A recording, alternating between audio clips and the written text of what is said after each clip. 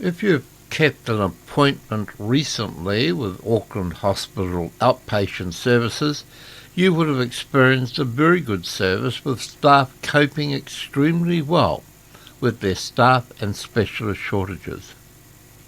But we must remember the New Zealand health system is crumbling due to critical staffing shortages, yet the Labour government has not offered immediate residency to desperately needed health workers. Food technologists and multimedia specialists have made the cut, but not nurses and midwives. Every day brings new headlines about our health system's abysmal staffing shortcomings. Unsurprising when New Zealand is short around 4,000 nurses, yet Labour is doing nothing to attract nurses and midwives to New Zealand. Nurses and midwives are both on Australian priority skills list. If Australia offers them the certainty of immediate residency, why would they choose New Zealand, where they have to wait 2 years before they are even eligible to apply? We need these workers and the skills they will bring. We need it right now.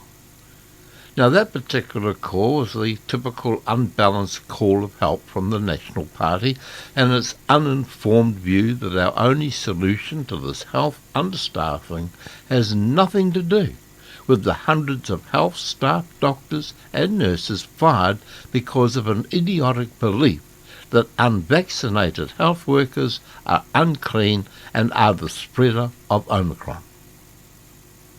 Now, firstly, these drop kickers of Luxton and the National Party itself should be screaming blue murder to have these thousands of dismissed nurses and a very large number of doctors reinstated.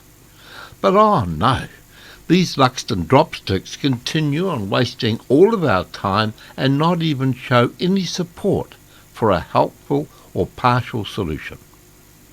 The nurse shortage will create worsting stories of 24-hour waits at emergency departments and patients foregoing critically important treatments altogether. These NAPs have been calling on the Labour government to offer an immediate pathway to residency for nurses and midwives for months. The Labour Immigration Minister, he refused. He's gone, thank goodness. But that office refused because of an unfounded belief that they might leave their profession. Okay, the National Party people, as usual, are making a political point, but they have not, of course, got the guts, the knowledge or the belief that there is an obvious, immediate, partial solution. So what has this Luxton brigade of dropkicks done? They have launched a petition imploring Labour to immediately add nurses and midwives to the fast track, to open the fast track process immediately and ensure the process of gaining residence is complete within 3 months of application. Now, the one point the Nats make is probably correct. This Labour government, with its idiotic belief that once a permanent visa is granted, the nurse and or medical graduates they may even leave the job. But that is completely unfounded assumption by this current toxic administration. We have proved that Labour and its ministers are the biggest gaggle of half-wits ever seen gathered in the Beehive Cabinet Room. Yet the Luxton Dropkick Brigade have not the gumption to pick up the ball and, using science and 100 years of vaccine proof and herd immunity, to fight for the reinstatement of the dismissed nurses and doctors. The reinstatement of these government-fired nurses and doctors may be our only hope, because let's just be honest here.